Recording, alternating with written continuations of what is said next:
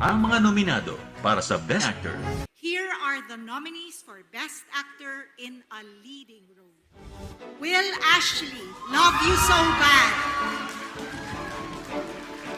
Siya ka naman tingin. Ako late eh, nagdrama ka pa kagabi. Carlo Aquino, Bar Boys. After School. Pagod na ako. Earl Amaba, I'm Perfect. I want to marry Jessica. You cannot stop me. Piolo Pascual, Manila's Finest. Wala nang susunod na mamamatay. Kuha mo.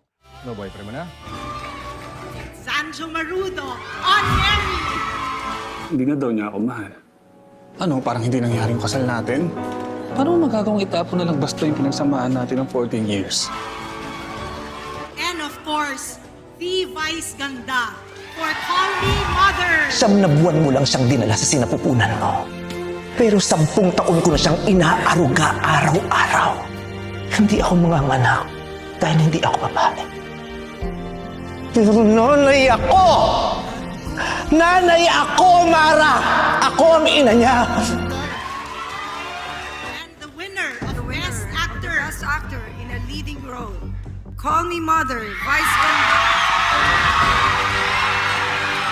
To present the trophy is MMFF Executive Director, Attorney Rochelle Macapili Ona.